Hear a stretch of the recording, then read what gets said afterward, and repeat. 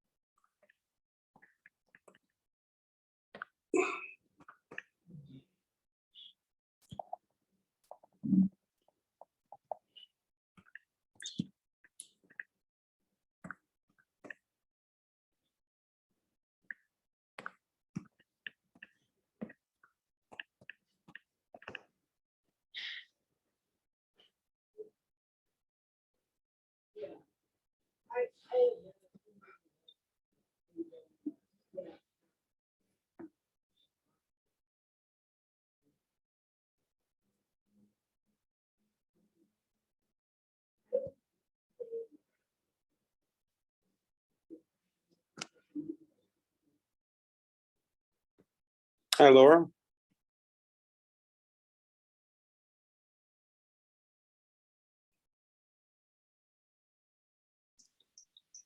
Hey. Hey, how are you? How are you? So I guess I'm moderating this session.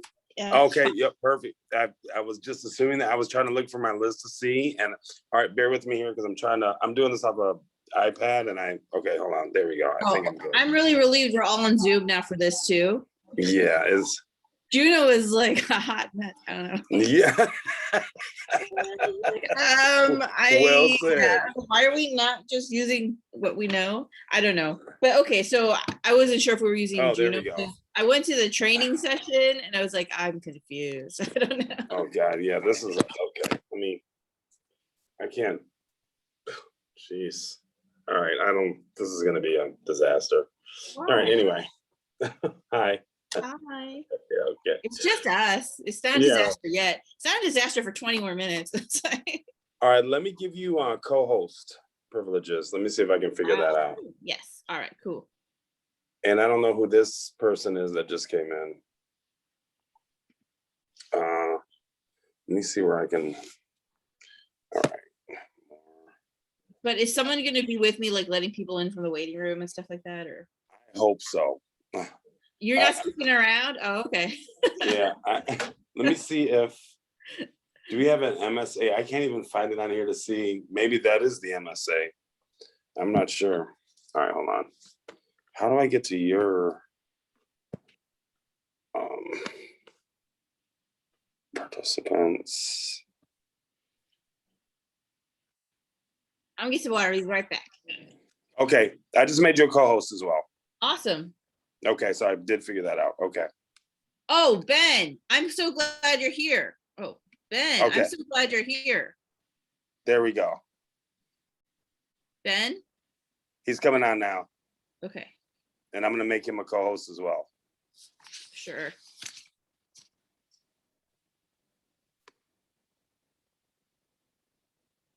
Hey, Ben, can you hear me? It says his audio is connecting. He's connecting his audio now.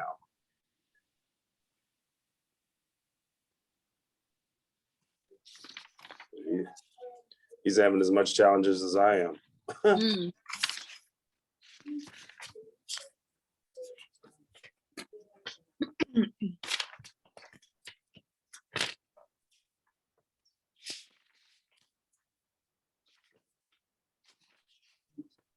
No, he's still trying.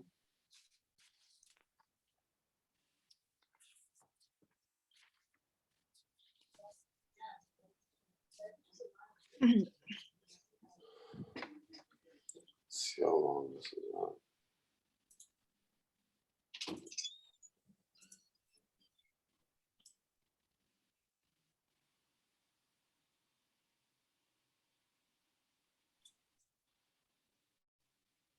Oh, wow.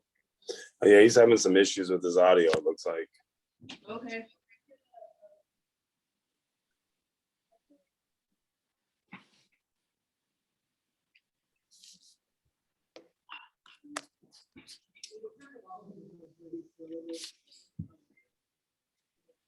Maybe if he leaves and comes back.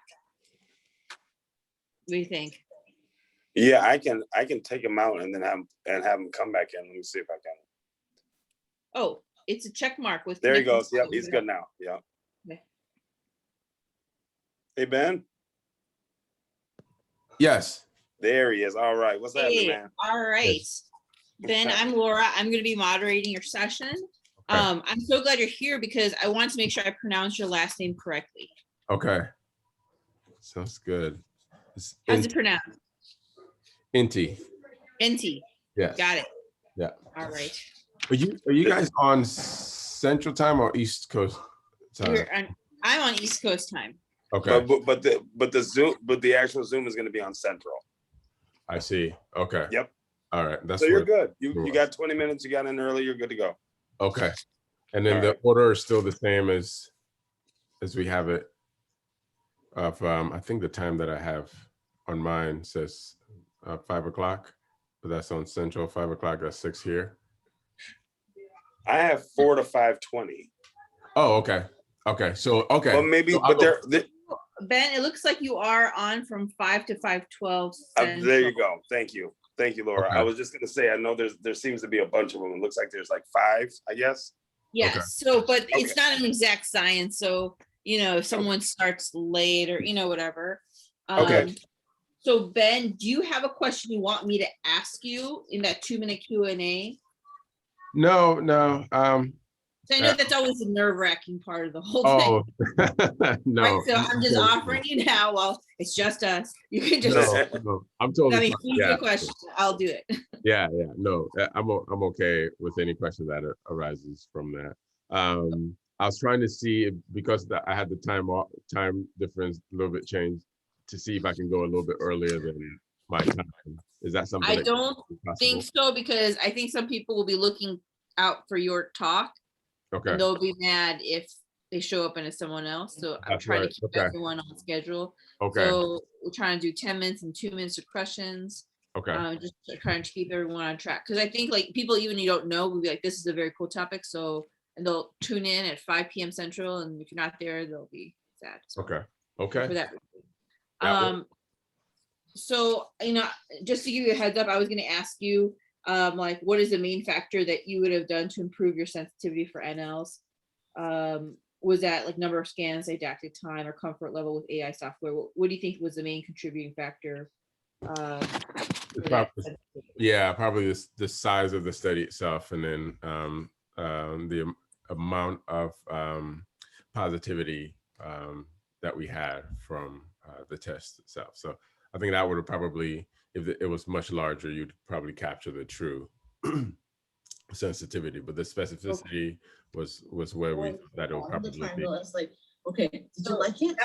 I'm just gonna give you a heads up of what I was thinking to ask you, and you might not even get to that if an audience member eats up the 2 minutes. But I just I know that it's always nerve-wracking to kind of get a random question. Yeah. So Yeah. so welcome, Kendrick. Thank you. All right. So, Kendrick, I see you're up for number 2, so you're going to be going at like 4:12 Central, 5:12 Eastern. Do you have a question that you want me to feed you for as a moderator?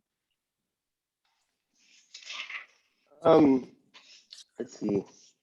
One of them could be who performed the ultrasounds. I was going to ask you, how would you change your management of someone in whom you saw SIC? how that be different from your normal sepsis care. Okay. Just That to would give be you a fine. heads up. I try not to ask very complicated questions. You know? But just so you kind of have that, like, you know, if we have to fill the 2 minutes and no one's asking questions, I'll probably ask you something like that. Okay. Unless you want to ask something different, like that's fine too. No, that would be fine. Okay. All right. I feel like kind of straightforward question, no tricks and surprises. Okay. Let's see. Kendrick, you're here. Hey, Kishan. You there? Yes, I'm here. Hey, how you doing? So you're my MSA for today, right? Yep, I am. Happy to help Perfect. any way I can. Okay, awesome. I gave you co-host privileges, I think. Let me make sure.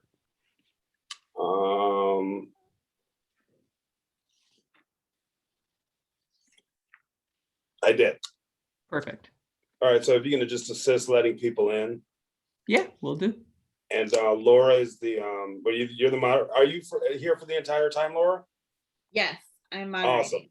Okay, and then I'm Laura's here. She's the moderator for this Yeah. session, so she'll be on as well. Yeah. Perfect. If there's anything I can do, let me know. Awesome. Okay, cool. And then Laura, as soon as 4 o'clock rolls around, I'll just I'm already off camera now. I'll just mute myself, and unless you need anything, I'll just let you. We'll Does Kishan and everyone I'll. want to? Okay. Does everyone want to quickly share their screen, make sure they can get the presentation up, or everyone feel comfortable?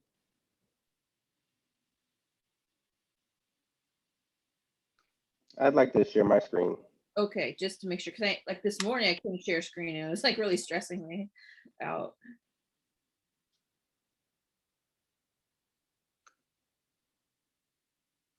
Says that it's currently disabled. Yes, so that happened to me this morning. So could you, George, could you help us troubleshoot? Do we all have share screen privileges on the Zoom call? Yeah, I think my share privileges, it works. Did you just share your screen? Because I can't see anything. Let me see. Let me give it a go here. Just hit the green button on the bottom. Hopefully. Okay. Okay.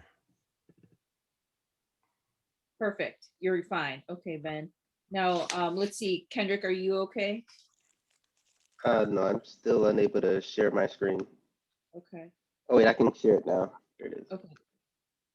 Press the green button and we're just trying to make sure everyone can get their stuff up. Perfect. You're good. Okay.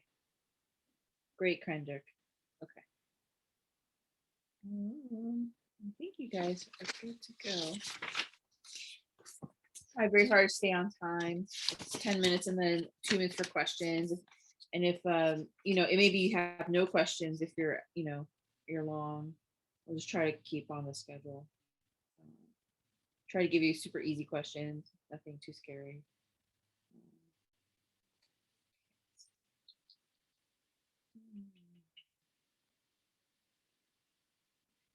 So we're still kind of waiting on 4 people.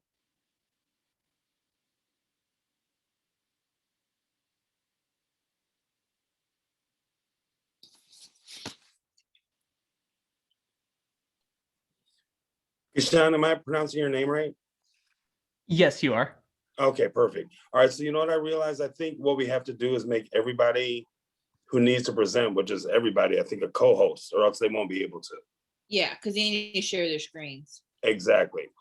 So do you know how to do that? I actually don't know. Okay, so what you do is you're a co-host, go press the participants button. Okay. Yep. And then if you press more, Uh-huh. or it should give you options depending on what you're on. Okay. Okay. I think everyone's currently a host, so I All right, can't. perfect. Yes, I made them all Yeah. co-hosts right now. So if I Perfect. miss anybody, just take a peek at that, click on their name, and then it gives you an option. It'll open a window to say, do you want to make co-host? Perfect. Once And then the you just click other that. presenters come in, I'll try to do that as well. All right, and hopefully nobody knows not to start admitting people, or I don't know. So, Okay. All Are right, I think people we're in all the- good. Great, thank you. All right, thanks.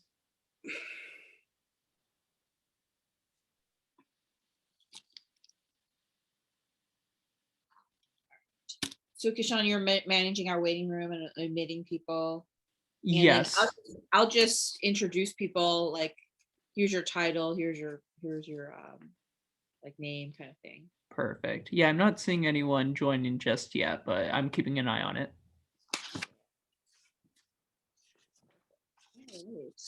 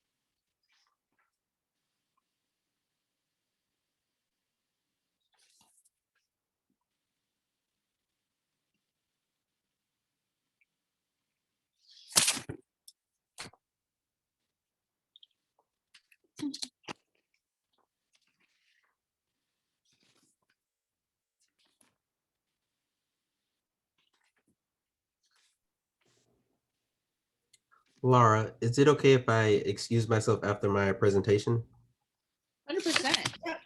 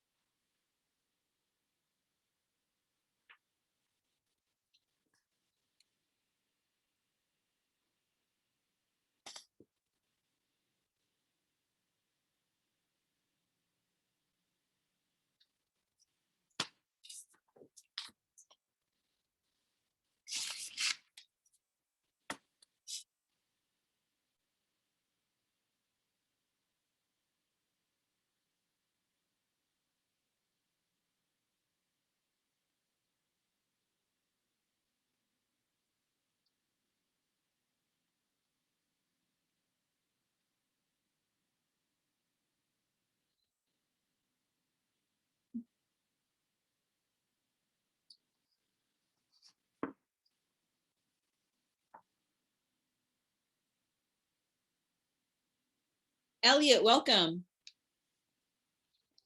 Hey, how are you? All right, so if you want to quickly screen share and make sure that you can share your presentation. Oh yeah, that'd be good because I got hosed during an earlier one. My I camera. know earlier today, I was really sweating it right before my presentation. Couldn't get it to share. But it worked out, but it was a little stressful, so.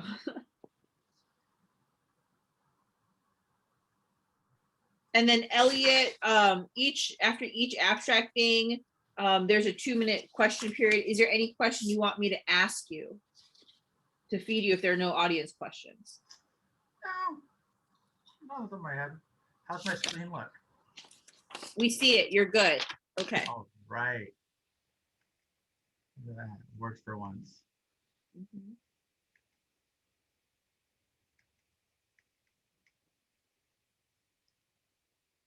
I think the question I scribbled down for you, which I may ask you if we have time, is like, were there any predictive factors for people who you had difficulty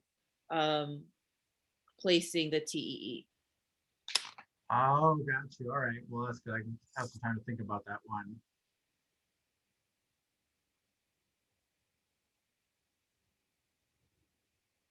I don't think there was anything, but I'm trying to think about back to another paper. But the ones that took longer, what was it, you know? Yeah.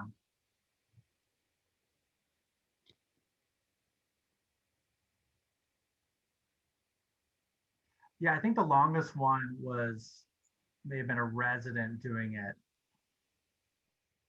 Just number of times experience. Okay. Yeah, so I can just blame that on the resident. I don't know. Maybe we think of a better question. We'll see.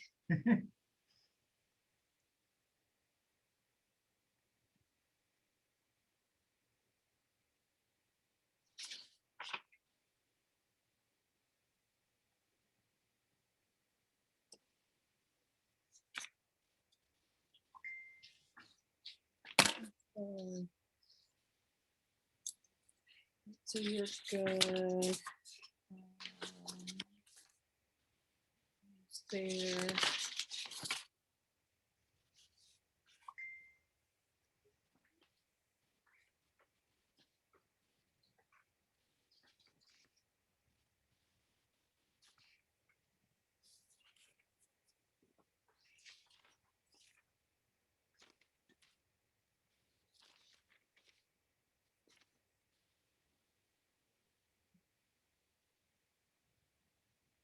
So Kendrick, I'm a little nervous because I don't see our first presenter. There is a small chance I will let you go first, okay? Okay.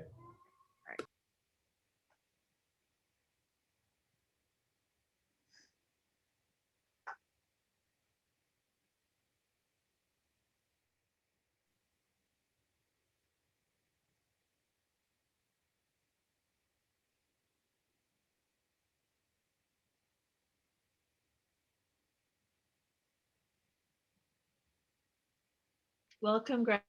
And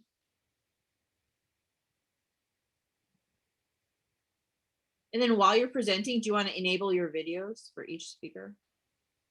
I think as a co-host, you'll have the opportunity to when it's your abstract. Yeah, that's fine.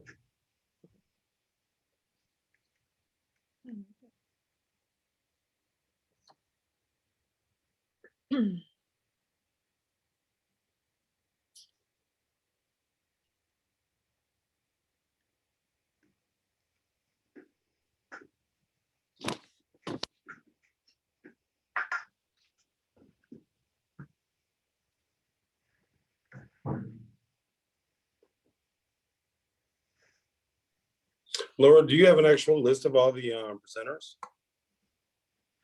Or are we Yes, just Jason Arthur, hi. All right, yes, Jason Arthur is going first, then it's Kendrick Williams, Alyssa's next, Elliot is next, Stephen Field is next, and then it's Benjamin Enty. okay? So we have everybody at this point. Then it looks like, yeah. Except for Alyssa, have not seen Alyssa. Hey, Jason, do you want to pop your screen up just to make sure that you can share your screen? Yeah, for sure. Awesome. Oh, and Oh, there's Alyssa. Perfect. Okay. Yeah. Okay. Are we good? Welcome, Alyssa. Do you want to quickly share your screen just to make sure that you can get your abstract up?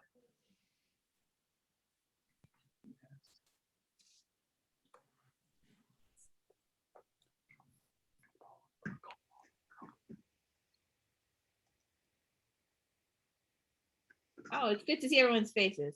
Welcome. I don't know. I asked my hospital for a nice webcam, and this is what I got. That's awesome. Yeah, it It's looks very like trippy. it looks like I'm in a forest fire or something. I know. It's like, why is he on fire? Okay. I'm going to wear my mask because one of my fellows and co-researchers is in the room as well, and I don't want to get yelled at. So just a heads up. So I apologize. What is that portrait behind you? Wow. That is, One of my partners and I, in That's Step Brothers style, so we share an office. You know. that's amazing. We also have pins Oh my goodness. that float around our department, and there's a mouse pad somewhere as well. All right. Alyssa, are you okay with, do you want to quickly check your screen before we start? Just make sure you can share your screen and have your presentation.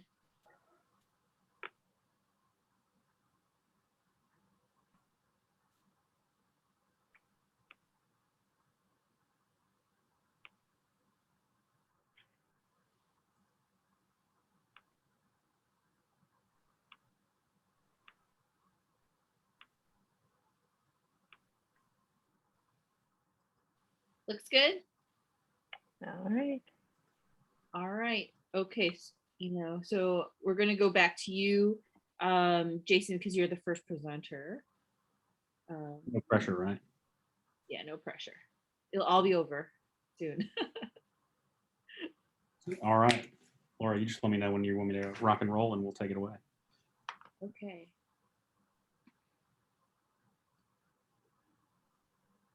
We're very good at time. We have like 30 seconds. Okay. Just to add tension to the room. There should be like a drum or something like.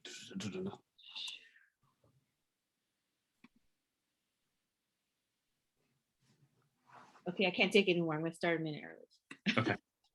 All right. So, oh no, please go ahead. Okay, so welcome to Abstract Oral Ultrasound. I'm your moderator today, Laura O from Emory University. Our first presentation will be sensitivity and specificity of point of care ocular ultrasound for optic neuritis. This is an AUS sponsored abstract, and our speaker will be Jason Arthur. Thanks, everybody. I'm Jason Arthur. I apologize. I'm wearing a mask. One of my co-investigators and my fellow is in the office with me, and so I don't want to get yelled at. So we're in close quarters, so I'm going to wear a mask, but I'm not much to look at. This was a study that, we were lucky enough to benefit from having several of our medical students help us out with, two of which we've actually recruited into our residency. And I really appreciate everybody's help with that, including our statistician, our medical students, and then my colleagues in the Division of Emergency Ultrasound.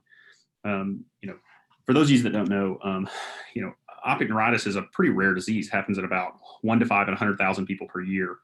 And the presumptive diagnosis is clinical, but I don't know of anybody who doesn't get an MRI in the setting of optic neuritis because, optic neuritis and multiple sclerosis share like a kind of a clinical overlap. So most people will say, oh, optic neuritis is a clinical diagnosis, but then they'll get the MRI anyway.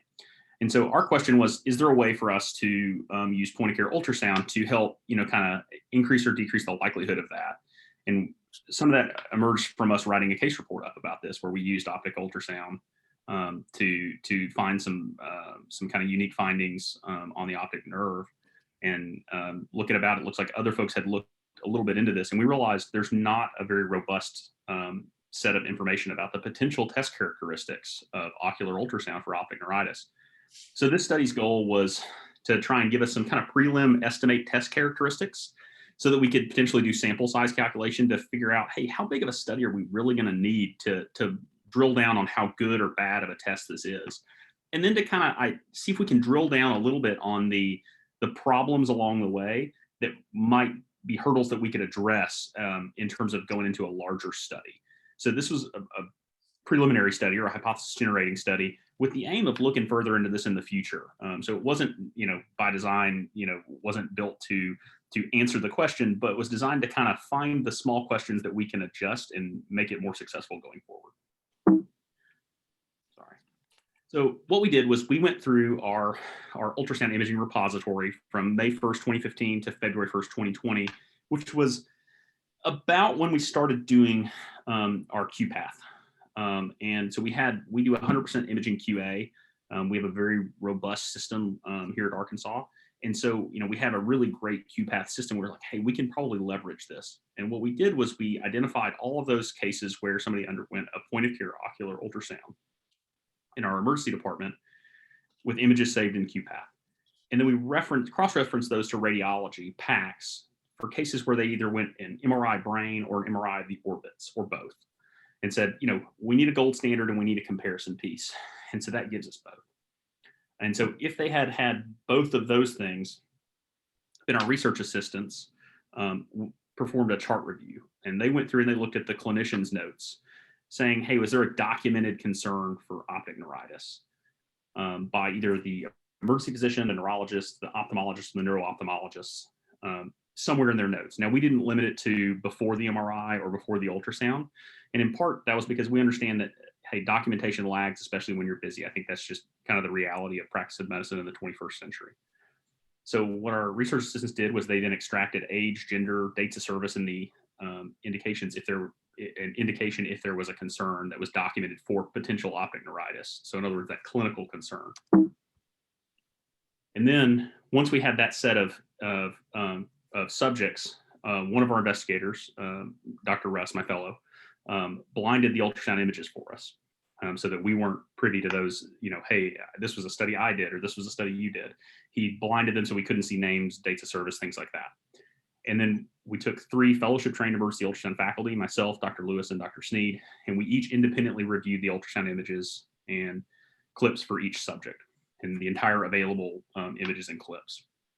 And we considered Dr. Lewis and myself to be the primary reviewers for the sake of inter-rater reliability and things like that. And then Dr. Sneed's review was used for adjudication in cases of disagreement.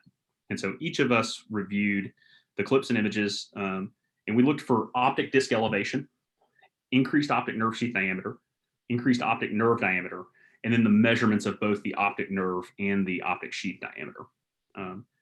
A priori, we decided that we would measure 3 millimeters posterior to the lamina curvosa. I think that's a pretty well accepted norm for optic nerve sheath. And in cases where we couldn't distinguish the nerve from the sheath, we considered them contiguous and used the exact same value, was kind of our agreement. But we would use our own measurements if we felt like we didn't agree with the measurements if there were any images that were saved. Like, so for instance, if one of the residents 2 or 3 years ago had saved an image, but we disagreed with that, we felt free to go ahead and make our own images in QPath with measurements and used our measurements. And so we then recorded our interpretations of each element, the measurements, including the measurements of the optic nerve diameter and the optic nerve sheath, and our grand total impression, like, hey, me looking at these images, I think this shows optic neuritis, or I think this does not show optic neuritis. So our overall interpretation into REDCap. And then we also, if we said, hey, I think this is optic neuritis, we said, is this right, left, or bilateral? And then following all of those folks going through everything, our research assistants went back and looked at the MRI interpretations and recorded, hey, was there optic neuritis or not? And if so, what was the laterality or bilateral? So following all those, we anonymized the data and sent it to our statistician. And he used the R statistical package, and we used the consensus interpretation. So if Dr. Lewis and I agreed, we used our interpretation. If Dr. Lewis and I disagree, we used whoever Dr. Sneed agreed with. And again, none of us knew which the other kind of had interpreted. And we said, was there presence of optic disc elevation on the images? Just very subjective, yes, no. Was there presence of increased optic nerve sheath diameter? Yes, no. Presence of increased optic nerve diameter? Yes, no. And then our overall interpretation. And then we looked at Dr. Lewis and I's agreement using Cohen's kappa for categorical variables, and then we used interclass correlations for our continuous variables. And then we used Bland-Altman plots to just kind of visually inspect those continuous variables to give us an idea of what we're working with. So during that time frame, we had 449 ocular ultrasounds performed. MRI was performed on 49 of those. MRI brains were 46, MRI orbits were 21, and there were subjects underwent both MRI and brain and orbits in 18 cases. In the review of the clinician's notes, there was a concern for optic neuritis in 18 cases. So 18 underwent review by all 3 reviewers and were kind of included as subjects. Of the 18, 16 were female. And interestingly, only 7 of the 18 were bilateral scans, which I think as somebody who does QA made us kind of reflect of, oh, my heart. You know, we always tell them to scan both eyes, but unfortunately, it doesn't always happen. Of the MRI results, 12 were negative for optic neuritis. They did not show signs of optic neuritis. They showed something else or nothing, but we didn't record that. And then 6 were positive for optic neuritis. Of the positives, 5 of the 6 were female, and 2 of the 6 were bilateral. So this table shows kind of the finding by finding level of sensitivity and specificity, as well as our overall impression. So optic disc elevation had a sensitivity of 83% and a specificity of 50%, but again, very broad confidence intervals, as you might expect with a very small study. Same thing with optic nerve sheath diameter being abnormal, was 66% sensitive and 66% specific. Optic nerve being abnormal was 33% and sensitive and 91% specific. So us saying the optic nerve seemed abnormal tended to be a more specific finding. And then overall, our sensitivity was 100%, but again, with a very broad confidence interval, and our specificity was 58%. So I think there's a lot to potentially take home from that in terms of saying, hey, you know, where can we tighten up these opportunities and where are the trends? For the measurements of agreement and interrelated reliability, this I felt like was incredibly interesting. So, you know, for saying optic nerve or optic neuritis was suggested, we didn't agree very often. And there was only moderate agreement for optic disc elevation, which was quite interesting since it's a very subjective, you know, hey, you're looking at the optic nerve poking into the globe, but it was significant, you know. The optic nerve sheath diameter, us finding that normal makes a lot of sense. We are all pretty well trained in terms of the ASAP, you know, ultrasound criteria of doing, you know, ocular ultrasound. So we're pretty comfortable of measuring that optic nerve sheath. And so it shouldn't really be that surprising that we were able to have almost excellent, almost perfect agreement, I guess, in terms of the graph, and that was significant. But then finding things like optic nerve sheath being normal was, again, very poor agreement in that, and no statistical significance in terms of difference from 0, which makes sense because, well, there's no very well accepted standard cut point for what a normal optic nerve sheath, or I'm sorry, optic nerve diameter is, like we have for our optic nerve sheaths. And for our disc elevation, you know, it's pretty hard to say, well, there could be something subtle there that maybe I'm seeing and maybe you're not. So again, like that may explain some of the issues with this. In terms of our Bland-Altman plots, I thought this was, you know, further underscored this. So if you look at our optic nerve sheath diameter, our interclass correlation is 0.775, which is in keeping with previous descriptions of how well 2 different expert readers would interpret an optic nerve sheath diameter. Typically, residents in previous studies have scored a little bit lower on that. Their agreement is a little bit less, but typically fellowship trained folks tend to score in like the 0.7 to 0.9 range. And so we fell pretty close into there. And so we kind of, you know, that was fairly intuitive. But if you look at optic nerve diameter, our interclass correlation was just terrible, which means we didn't really know, you know, where to measure exactly and agree on what the optic nerve diameter is or what its cut point is. And I think that that's an important limitation that we kind of discovered that we didn't think we would find, is we kind of thought we would agree on both, but it turns out we agree on the things that we all, you know, acknowledge have accepted norms of measurement and accepted norms for cutoff.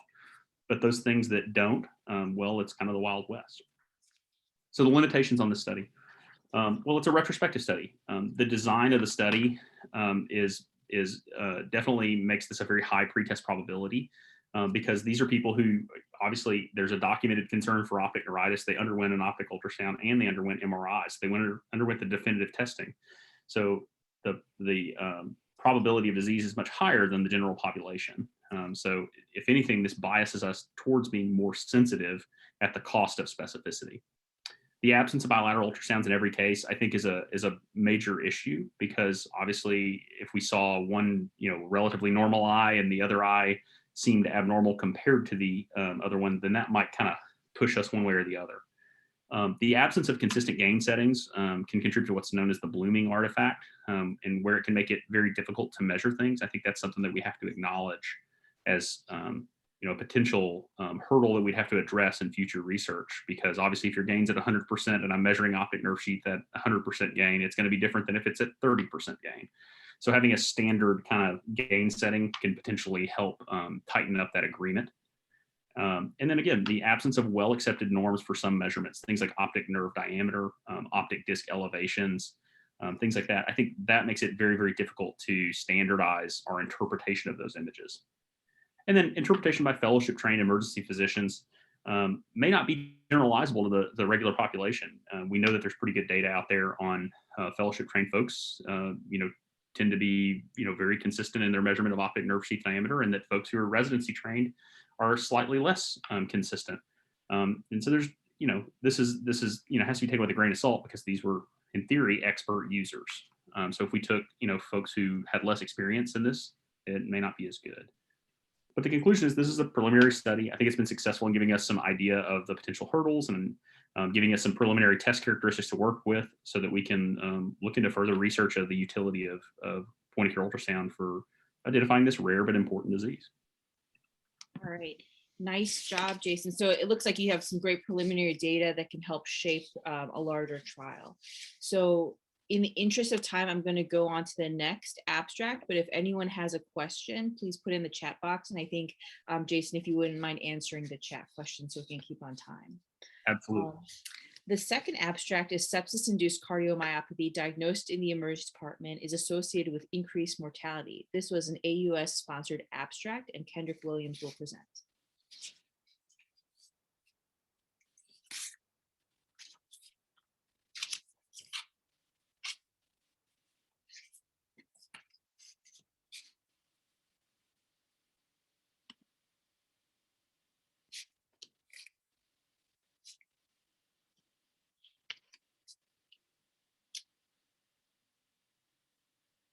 So Kendrick, I think you have to unmute yourself. I'm going to ask you to unmute. There you go. Perfect. Thank you. So me nor any of the other authors have any financial interest to disclose. Sepsis is a high morbidity, high mortality condition characterized by systemic inflammation and multi-system organ failure.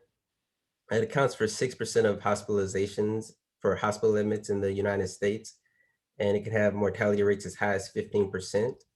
Sepsis-induced cardiomyopathy is typically a reversible cardiac dysfunction that's secondary to sepsis, and this can be present in more than half of patients who present with septic shock.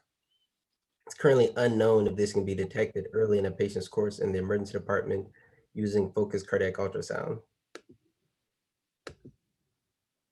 So the objective of our project was to determine just that, whether or not it can be detected by emergency physicians using focused cardiac ultrasounds in the emergency department. We also explored the association between sepsis-induced cardiomyopathy and all-cause mortality at 90 days. So our study was a retrospective single-center cohort study of adult emergency patients with sepsis-induced hypotension. We performed this study at a university-affiliated tertiary care center. And the patient population we used was a population that was screened for a separate multi-center sepsis trial, the CLOVERS trial, over a 21-month period. And in addition to meeting the inclusion and exclusion criteria for the CLOVERS trial, the patients also had to have had a focused cardiac ultrasound in the emergency department and a baseline echo performed in the last 12 months. So the primary exposure variable we looked at here was sepsis-induced cardiomyopathy, and we defined that as a decrease in left ventricular ejection fraction when you compare the emergency department ultrasound to the baseline ultrasound. We divided our patients into 3 groups.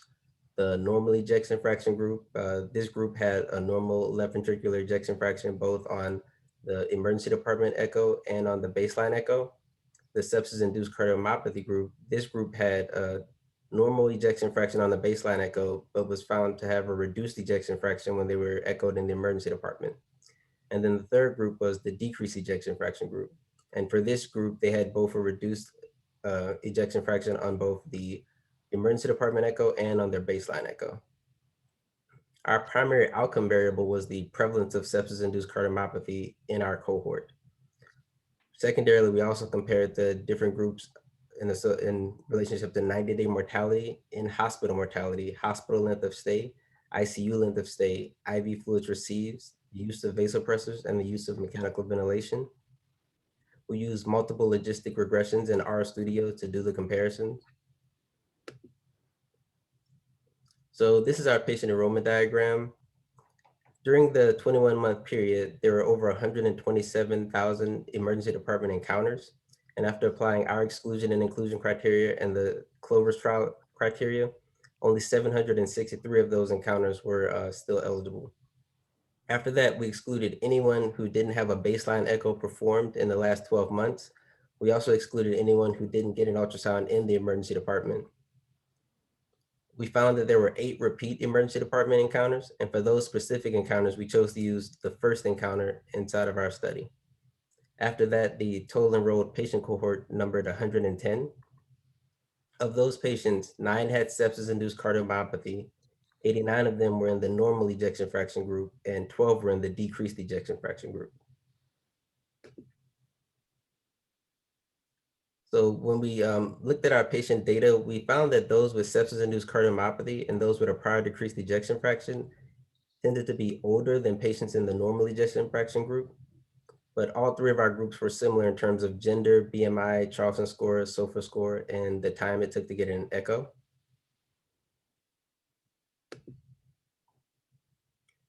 Between the 3 groups, we found that those in the prior decreased ejection fraction group tended to get less intravenous fluids for the during the first 24 hours after admission, during the first 24 hours in the emergency department. And this was statistically significant. We also found that the BNP tended to be higher in both the sepsis-induced cardiomyopathy group and the prior decreased ejection fraction group. Of note though, roughly half the patients didn't receive either a high sensitivity troponin or a BNP. So it's hard to draw any sort of firm conclusions from that data. So this is a chart that just shows the association with these different exposure variables and all-cause 90-day mortality. We found that both sepsis-induced, the presence of sepsis-induced cardiomyopathy and a prior decreased ejection fraction were positively associated with all-cause 90-day mortality. We also found SOFA score was significantly associated, but only slightly so.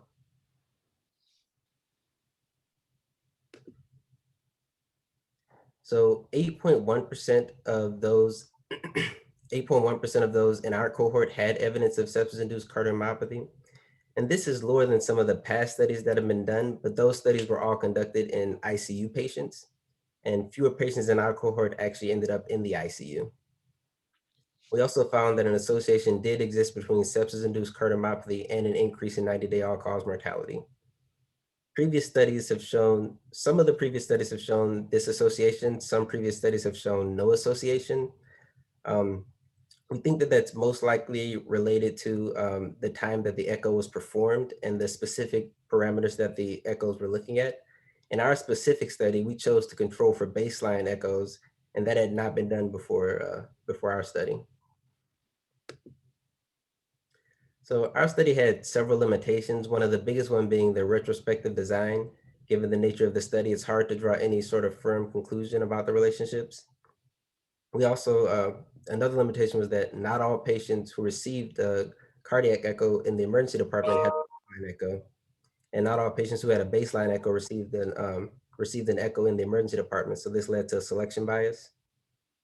There were also a small number of patients in both the sepsis-induced cardiomyopathy group and the decreased ejection fraction group. There's also currently no consensus on the definition of sepsis-induced cardiomyopathy.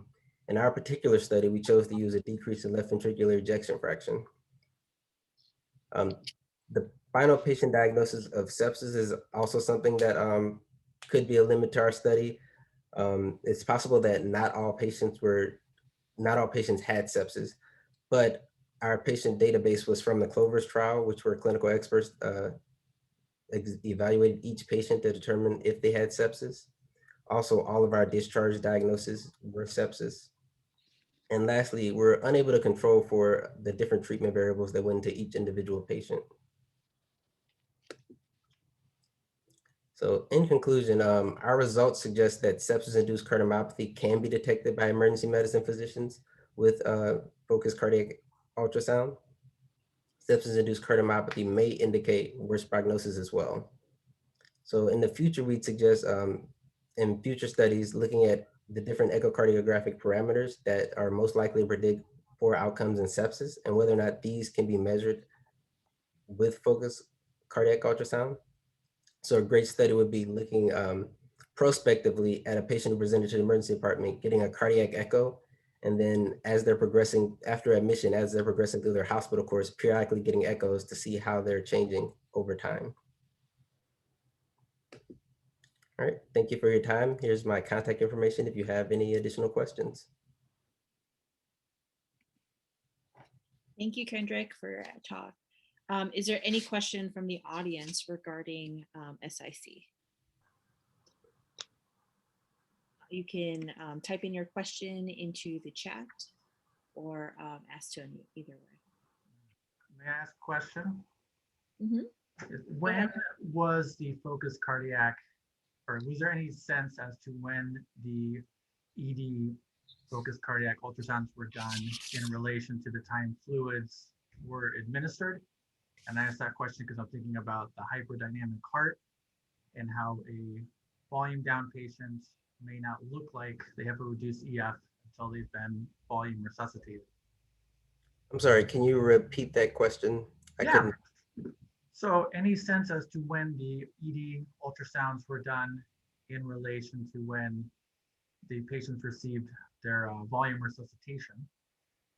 And what I'm getting at is if majority of the patients were hyperdynamic because they didn't get enough fluids, could you perhaps be kind of underestimating how many patients actually had a reduced EF? I don't actually have that data currently. I am able to chart review and find the relationship, but I don't currently know. Okay, so we have a comment from Nick. The timing of the echoes is noted in one of the tables presented, but the timing of the fluids we don't specifically have laid out. Do you want to comment on timing of fluids if you know, Kendrick? No, I don't have the timing of the fluids. Okay. I just have the total fluids over the first 24 hours. Okay, wonderful. Well, thank you so much for your presentation. I think we have to move on to our next speaker, but thank you. Our next speaker is Alyssa Espinera, and she's going to be speaking on outcomes of ultrasound-assisted LP among emergency medicine residents. And this is sponsored both by AUS and Sim Academy.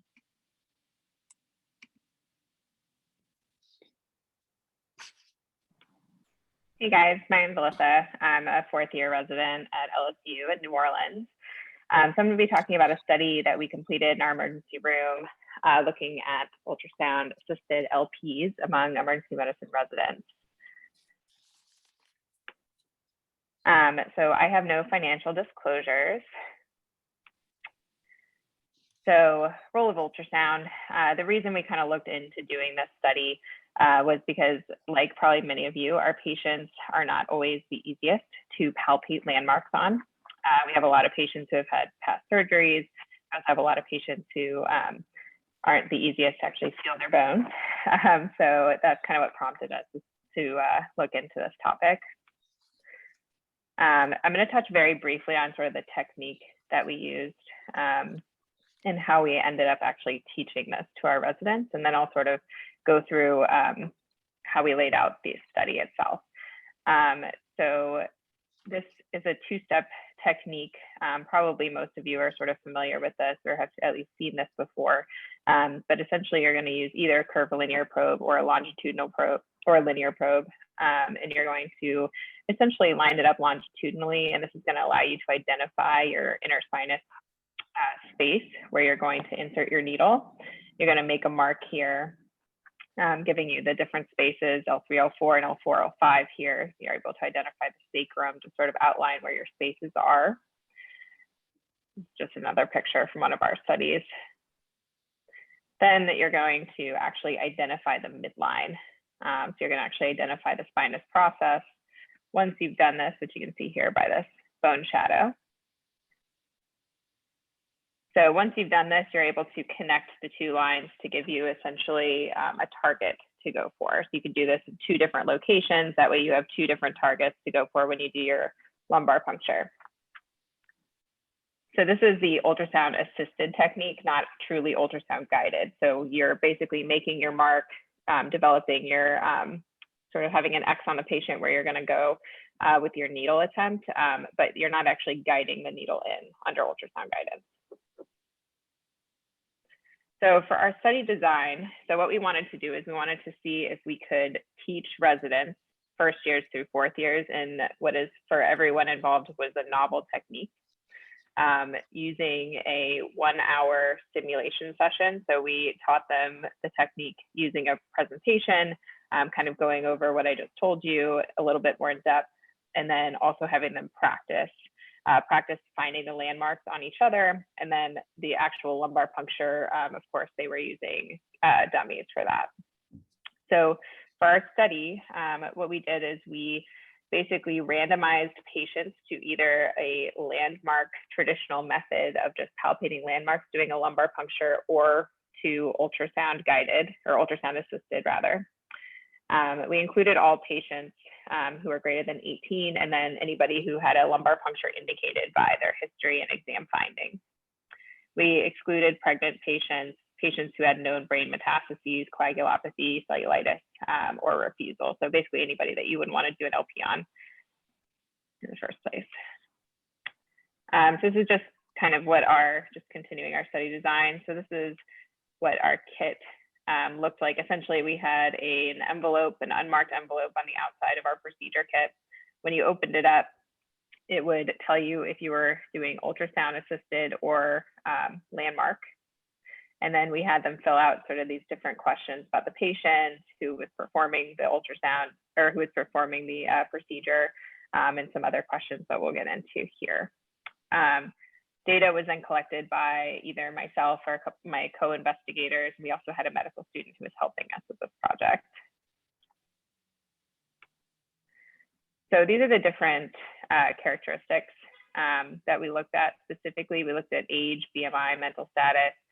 We looked at their indication, their positioning, pre-treatment, whether or not they received any anxiolysis or sedation, the year of the performing resident. And then our primary outcome was overall procedural success or obtaining CSF. Our secondary outcomes were time to CSF collection, number of attempts, and number of needle passes. So for our results, so we ended up looking at 30 different procedures overall, 17 of which were landmark and 13 of ultrasound. So this is just a chart sort of outlining this breakdown per year of who was performing these. So you can see the majority of the procedures were performed by first and second year residents, which is pretty traditional for our program. We allow most of our younger residents to do the majority of procedures. And then going through patient characteristics, I'm not going to read out all of these, but you can see our average age of participants was in the 40s, which is pretty typical for our patient population at our hospital. And then you can see, this is sort of one thing I did want to draw attention to. For some reason that I can't really explain, more of the ultrasound patients were considered alert and oriented versus altered in the traditional landmark group. And I don't have a good explanation for how that happened, but that is just something that to keep in mind.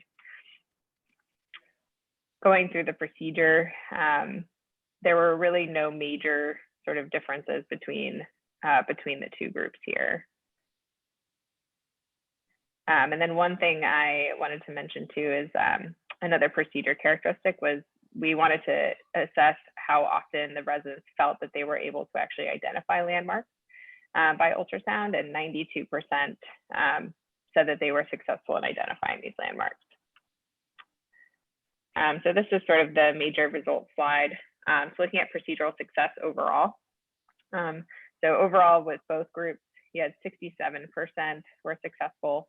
And then if you look at the landmark versus the ultrasound group, it was 71% compared to 69% success. These are not statistically significant.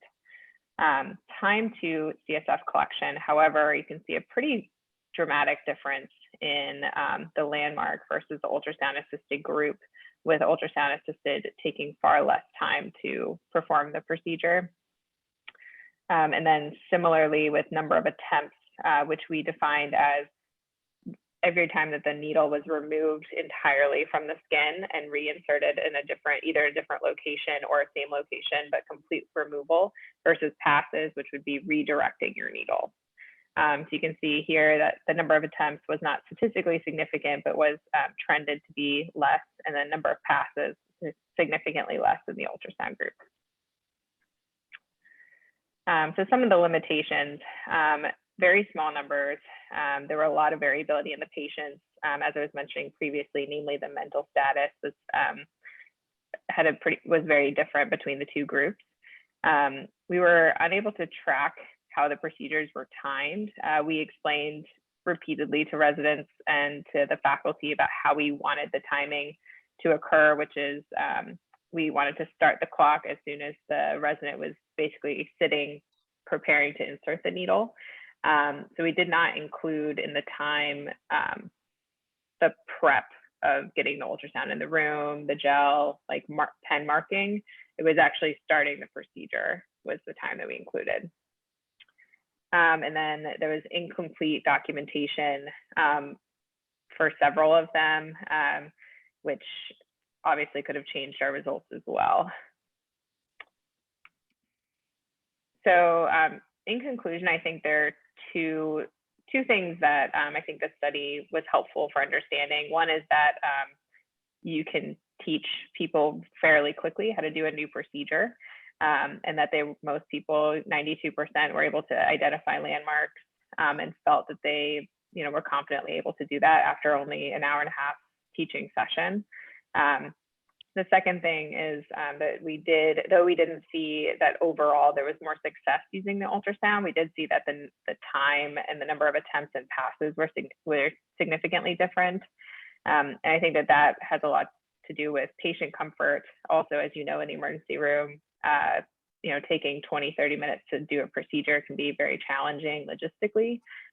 So anything that we can do to decrease the time of the procedure is helpful. Future directions, I think it'd be really helpful to have more patients just to understand whether or not doing other things like sedating or anxiolysis prior to procedure would be helpful. I think trying to better identify which patients this would be most helpful in would be very helpful for us, looking forward. But I think there's a lot of different ways that you can take this. And thank you.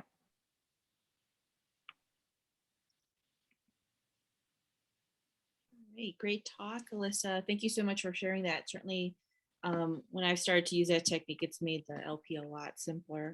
Were there any differences in the interspaces that people used, or did you document like traditional versus ultrasound guided?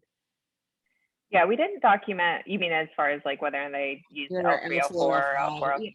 And yeah. Difference, Yeah, we didn't have them document where they went. We did have them document like patient positioning, whether they were sitting or lateral decubitus, but we didn't actually document which spinous process they were targeting, which space. Okay, and Ben Enti has a question. Did you happen to survey the residents about their experience? Did they find it helpful? We haven't. I think that would be something we can certainly do as we kind of continue to use ultrasound more and more often in the ED, just to see whether or not they actually found using it to be more helpful. I did ask them to record if they changed between, so that they knew they had the freedom to use the ultrasound even if they were not assigned that way, if they thought it was clinically relevant, or vice versa. If they used ultrasound, were not successful, they would switch to the traditional landmark method. And surprisingly, I didn't have anyone record that they switched methods. even the people who said that they were not successful with the procedure. I don't know if that was just a recording problem, like people just didn't write it down that they switched. I feel like that's a major limitation, obviously, here is just trying to get people to accurately record procedures, I think is a challenge in this kind of research. But we didn't seem to have a lot of people switching, which makes me think that, and like I said, 92%, which I think was everyone except for one person who was in the ultrasound group, said that they didn't have problems finding the proper space on ultrasound. So Okay, well, fantastic job. Thank you so much for sharing your work. absolutely. So our next presenter will be Elliot Chin, and his abstract is on factors associated with time to transesophageal probe placement during cardiac arrest in the emergency department. And this abstract was AUS sponsored. All right, Elliot, thanks so much.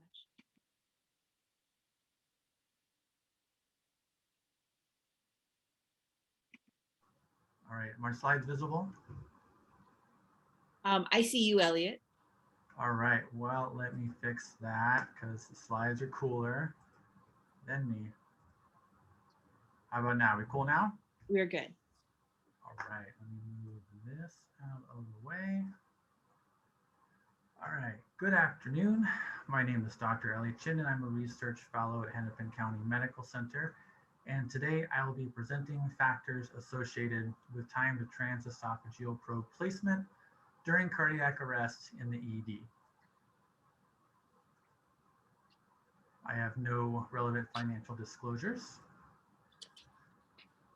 As part of our training as emergency medicine physicians, we all learn to use point-of-care ultrasound, including transthoracic echocardiography.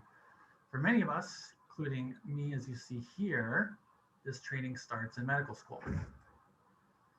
TTE in cardiac arrest has many benefits. For example, identifying pericardial effusion, right ventricular enlargement, fine VFib, but it also has its issues. Hands on the chest or mechanical CPR can get in the way of most of your views. Air in the chest and body habitus can make images grainy or difficult to interpret. And we have data showing that TTE can actually prolong pauses in chest compressions. Transesophageal echocardiography, or TEE, offers the same benefit as TTE and without many of its limitations. First discussed in 2008, there is a growing body of literature supporting its use.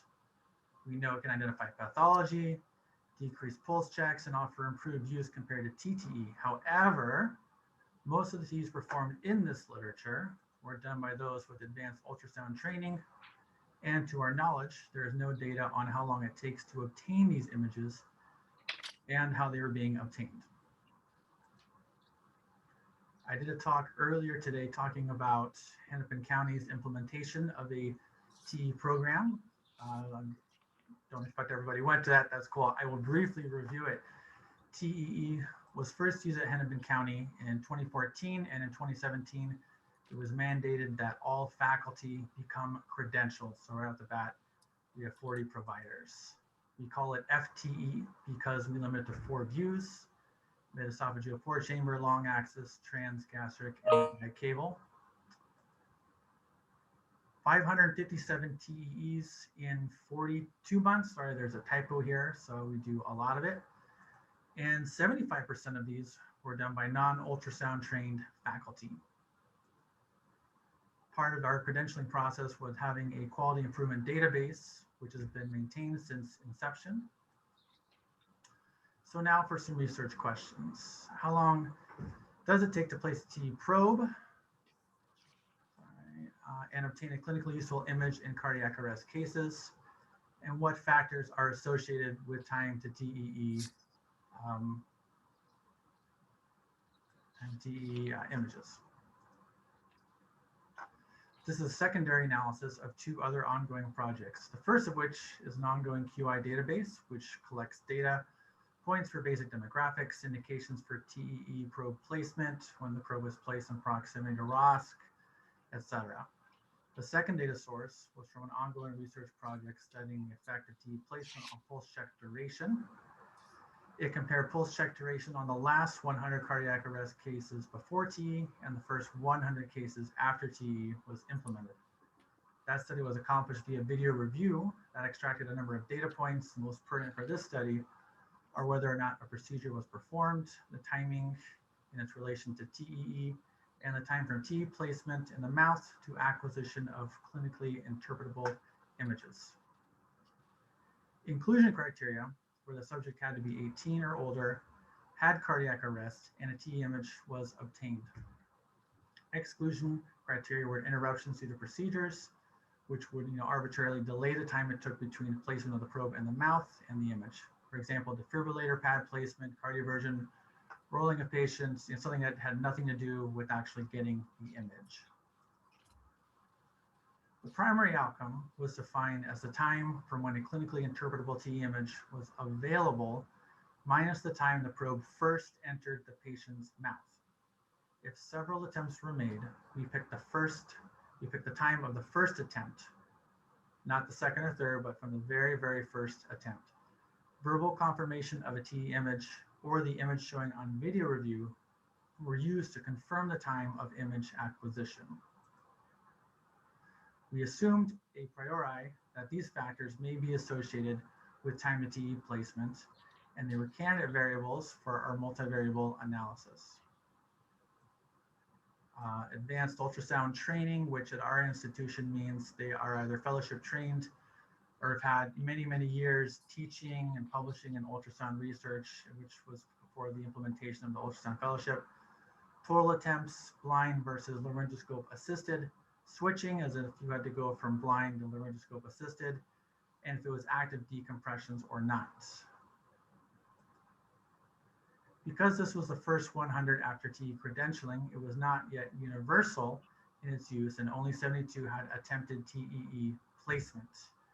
Out of those 72, 10 were thrown out because there were interruptions, which again would arbitrarily delay the time it took to obtain a TEE image. Here are the potential a priori factors that we hypothesize may be associated with time to TE image. As you can see, there's not a lot of variability with age. There's predominantly men and fewer women in our sample. Not a lot of variability in height. There was a fair amount of variability in weight. I think the maximum was like 400 pounds. Of note, about a third of those doing this were ultrasound faculty. So I think this is kind of neat because it increases the generalizability of anybody doing this. The majority were done during active chest compressions. And I note a smaller amount of providers switched between blind versus laryngoscope assisted. And the majority either started or ended with a blind insertion. This is the primary finding of this study. This is the box plot of time to TE image, median with interquartile range, and outliers. I call your attention to the following. First, median time to placement is under 60 seconds. It was, I think, about 52, meaning that the majority of the time you can have a clinically useful image in under 1 minute. Second, 75% of images were obtained in less than about 75 seconds. And there's only really a handful of outliers, one which is significantly more than the other. But again, the majority of the time you can get an image in less than about 75 seconds. And keep in mind, once the probe is placed, it is generally usable for the whole case with minor adjustments and manipulation required thereafter. The mean was 65 seconds with a confidence interval of 45 to 82 seconds. This is the total attempts by a successful modality. The vast majority of these were inserted blindly and had success on the first attempt, but also note, because the vast majority were inserted blindly, it's a little difficult to compare blind versus laryngoscope assisted. As you would expect, the more attempts at placement, the longer the time to image acquisition. And notice there's not a ton of variability between 1 and 2 attempts. There was only 1 third attempt out of the whole sample, but I just had to include it. And then not a whole lot for the fourth, but there was significant more time with that. In our multivariate model without demographics, only total attempts was associated with time to TEE image acquisition. And after adjusting for demographics, still no difference between this and the first model. The only thing that was relevant was total attempts. Critically, weight of the patient does not significantly change our findings, nor does ultrasound faculty status. There are, of course, several limitations. First and foremost, this is retrospective. It's kind of a convenient sample. There's a small sample size for many of the factors, as I noted out, switching modalities, and then laryngoscope assisted. While only 10 were thrown out, that was 14% of the original 72, thus there could be some bias. The majority of these were inserted blindly. And these were the first cases ever at Hennepin County Medical Center. And as I discussed in the earlier talk, there needs to be no live insertions on a patient to be credentialed. So for some people, this was their first time doing it on a real patient. In conclusion, the majority of TE images can be obtained on the first attempt. Time to TE image is less than a minute, and no model suggested quicker times with advanced ultrasound training.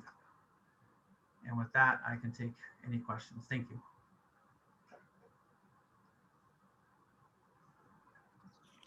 Well done, Elliot. Does the audience have any questions for Elliot? Great. So I'm just astounded that so many of your non-ultrasound faculty have such experience with TEE. Really speaks to the experience of your or the strength of your program. Yeah, it's really, really cool that Very we're able to do that. So like you had that one outlier resident who took 450 seconds. Most people took 65 seconds. On average, how many scans did those residents have before they were able to achieve that time? You know, I was going back on that. I think a resident was involved in that, but a faculty had assisted with it. And that was just a difficult one. I couldn't find anything specifically in the chart or video to kind of ascertain as to why it was so difficult, but it just seemed like it was a tough one. I wish I had a better answer than that. All right, excellent. So our next speaker will also be covering a TEE topic. It's going to be from Stephen Field, speaking on an innovative curriculum for teaching TEE to emergency medicine residents. And this abstract is sponsored by AUS. Awesome, thank you for having me. Let's see, I share my screen then? Yes, go ahead. It says it's disabled. Apologies.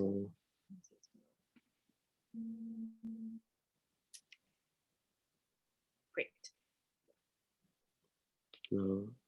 Oh, still working on it. Sorry about that, Stephen. Oh, no, it's okay.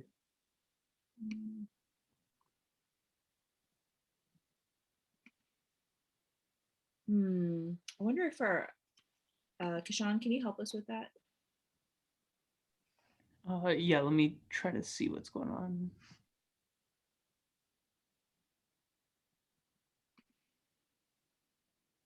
Okay, I got it. It's on the security screen. So I'm gonna allow screen share. I think that should resolve the issue. Yeah, I think that's the main thing. He doesn't have co-host privileges right now. Okay. Oh, it looks like well, let's see. Yeah, I think I changed the security setting, so it should be good. Okay. Solid. Okay. Who was it? Oh, Stephen. Okay. Oh, yep, we got it. Okay. Okay, perfect. Yeah, I mean, got to pivot in, I guess, the age of Zoom. So, okay, well, it's nice to meet everybody. I'm Steve Field. I'm one of our assistant professors in the Department of Emergency Medicine at UT Southwestern. So, and what our study is a innovative curriculum for teaching transesophageal echocardiography, or TE, obviously, everybody knows, to emergency medicine residents. And I have no financial disclosures.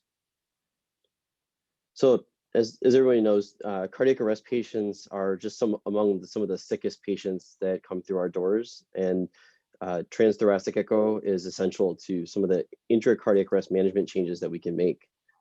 So associated with better outcomes and associated with some of the changes that we can make into arrest. So cardiac motion, determination of or not, compression quality, and determining whether or not we have a myriad of pathologic conditions, such as RV dilation, which can indicate PE, or cardiac tamponade, can determine if we're going to do a procedure or not, like such as pericardiocentesis. And sometimes when we think we have asystole, it can help us with determining on bedside echo if we have actually find VFib.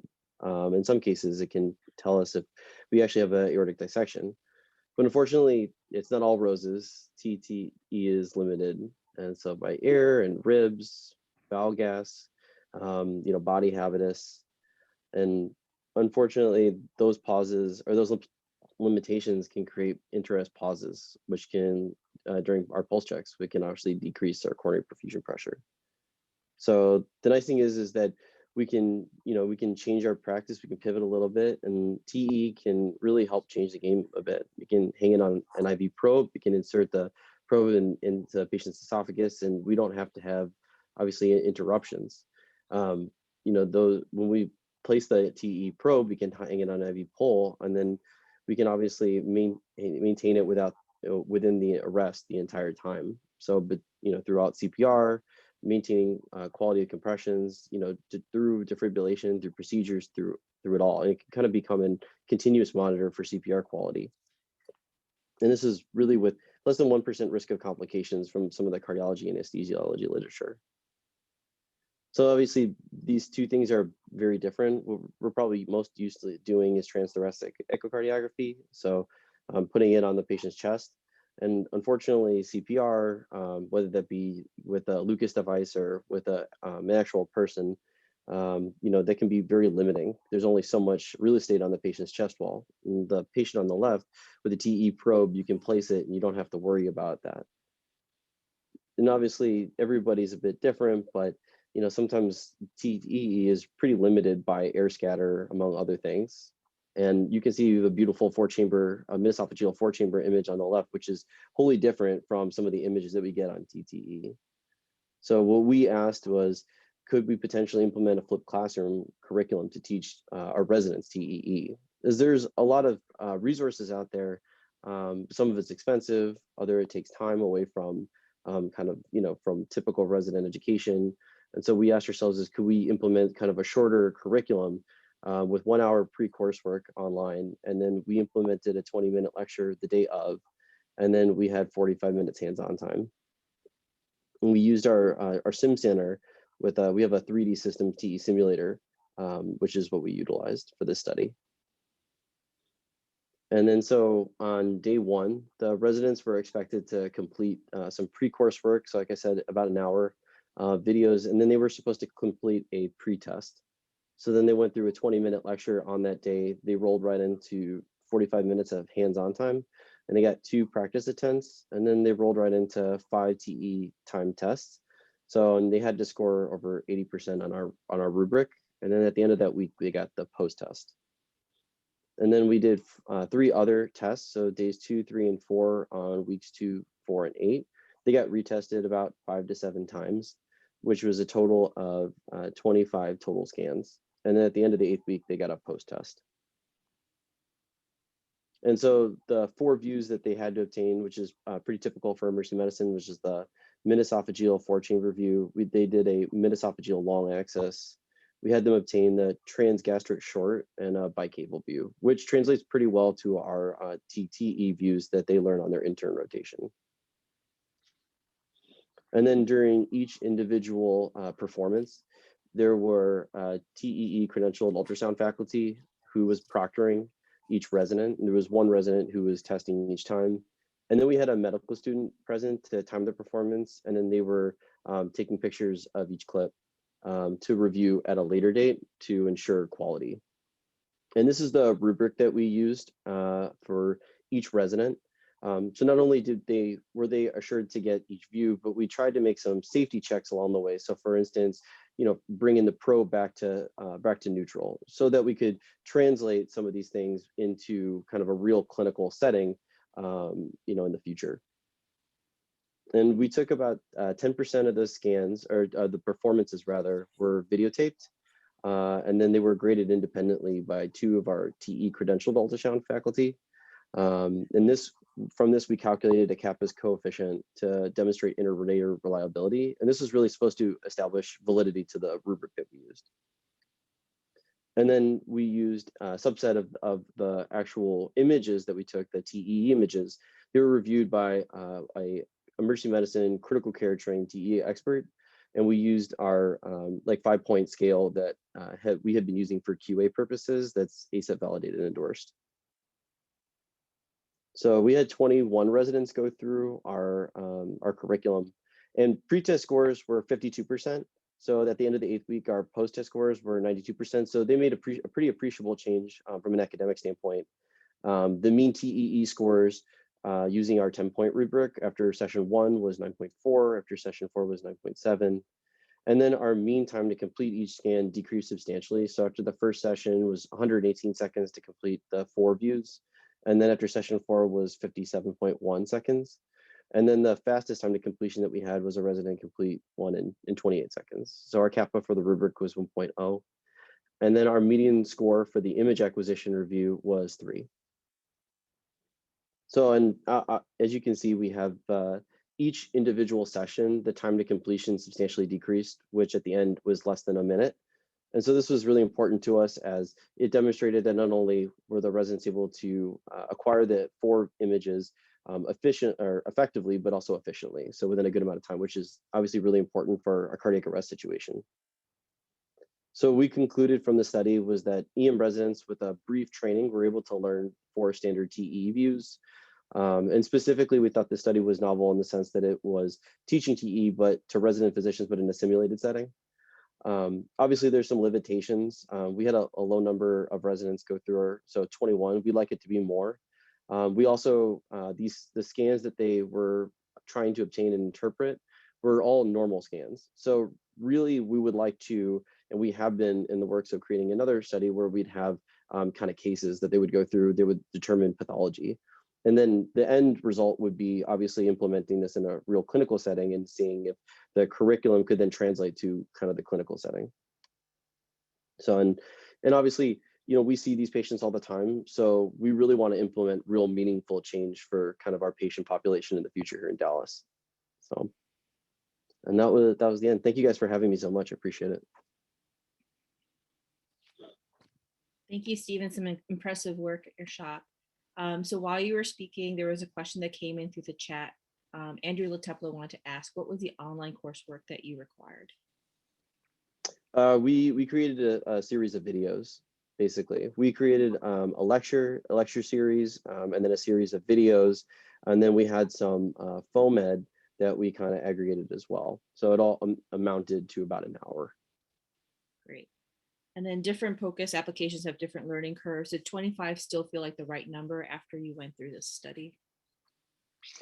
Yes, actually. I was really impressed at how quickly they were able to pick it up. They actually became pretty competitive about it, which you could typically say is, I don't know, maybe something in our specialty, something in our blood, you know, just wants to be competitive about it. But yeah, I really did feel like it was pretty adequate, actually. After about the 3rd session, you really could see that they were picking it up. And I was really impressed that not only were they able to pick it up, but that they were able to kind of keep it going from session to session. I would definitely say that the first scan that they would do at each week, you could tell that there was a bit of rust, but they shook that rust off. And then I think after about the 2nd or 3rd scan, you could easily tell that that they had appreciable change. And I think that 25 was very adequate. Great. So you're getting a lot of compliments. Great job, Steve, says Deb Dirks. And then awesome job, Steve, Lynn Rapola. And then Andrew Lateplo asks or says, that's awesome. Would you be willing to share the online resources?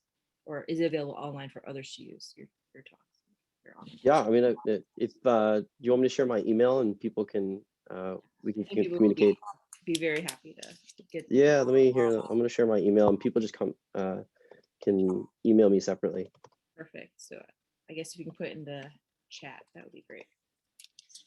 So while he's doing that, just wanted to introduce our next speaker. It's going to be Benjamin NT, and he will be speaking on artificial intelligence panorama for lung ultrasound sweeps, the field.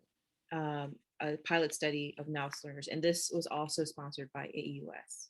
So great, Stephen, we see your contact. Thanks so much. Welcome, Benjamin and team. All right. I think everything is up okay. Okay. All right. I'm Ben NT and over at IU Health. And I'd like to just kind of share some things that we did with AI, and I thought it was really cool that I enjoy certainly doing. This is in, let me see, it's in coordination with G, and I do provide some consult service to them as well. And so I have a financial relationship with GE Ultrasound. But this is not so much an endorsement of their software or the machine, but just kind of learn some things about what the emerging future for AI looks like. So, and if you guys sound like you're all familiar with ultrasounds here, so going back to lung ultrasound in the pediatric department, for that matter, and is where I do my work, we do see quite a bit of respiratory symptoms. And so we have quite the opportunity to use lung ultrasound. And so one of the reasons, of course, it is obvious, is cost effective and its safety profile. It often can become challenging, as you all know, with learners, because they have to understand what they're looking at, and what you're doing with the ultrasound machine is trying to pick the errors that the ultrasound is giving you and making an assessment. The way we currently do it now with Lichtenstein's suggestion and Volpicelli have all documented very well, is having those zones that we look at. And so then you try to mimic the chest X-ray as much as possible. It's something that we do maybe far too often in terms of an imaging study for clinical diagnosis. And even though you can do that without the imaging. And so you're trying to get a comprehensive profile. Well, with the advent of things like iPhones and cars have artificial intelligence now, ultrasound is now in that field, and we've seen a lot of change now are coming into place. And one of the things that we're doing here is just kind of showing how one way that we can use that to our advantage in the ED. So we really had the software, and we want to see whether or not if we just use some novice learners in our pediatric emergency department, we train them, whether or not it would improve their accuracy. And to keep it simple, this is a picture, and we're just sort of analogous to what we currently do in terms of having different pieces of zones of the lung and trying to get the complete image, right? And so if you put this together, not only is it this initially analogous to the separation, but now you put it all together to create one field. And that was the goal here with this study itself and the software. So here's the technique and how I can best explain it. And so in this case, what we're doing is just trying to use a sweep technology to just use one touch, one transducer, and go from the upper portion of the chest all the way down in torso. And so if we're looking at anterior posterior views, and then posterior to anterior view, and then the lateral views. And so when we're doing that, we're just trying to capture as much as possible in sort of a 3-zone system on each side. And so I think that really played into the way that made our learners a little bit efficient. This is a video depiction of that, if you guys can see that well. And so the transducer is being applied to the patient's body, and you can do it in upright or in the supine. And the software really tells the learner how fast to go or to slow down. It really looks for the ribs, and it looks for the pleura. And it gives feedback as you're able to do it right on the bedside too. So it's just a really fantastic way to kind of just think about it, and it puts all of it in one screen for you. So the end product often tends to look like this. It will give you where the blue lines are outlined. It's really picking up the rib shadows, and then the pleura at the top. And so these are the 3 views the anterior, the lateral, and then the posterior. And then it kind of just plays it out for you at the bottom here, so you can kind of see it all in one setting. This is, let me see, a view here of, was submitted by Dr. Mayardi and GE as well, and it's COVID in the patient where they did that. And this was in the anterior view because the torso is just a little bit shorter to get to that costophrenic portion of the chest. This next one is bacterial pneumonia. You can kind of see that consolidation here. This is also in that anterior view with the same concept. So what we really did was we took our learners and then we asked them, we trained them as much as possible. It took maybe an hour or less. And then we did some hands-on with them at the bedside. We first taught them the common approach with the segmented portions. And then we taught them the software. And this was a prototype that was actually on a laptop, and I'll explain that in a little bit here. So we looked at patients that came in with respiratory complaints and then excluded those that we thought that they were probably going to have a positive test because they had a chronic lung disease. We wanted to really get the patients that came in and didn't have a history or didn't have any thoracic pathology. And then we, of course, the age group was from 0 to 17. And when we did that, we got about maybe 32 patients from that standpoint.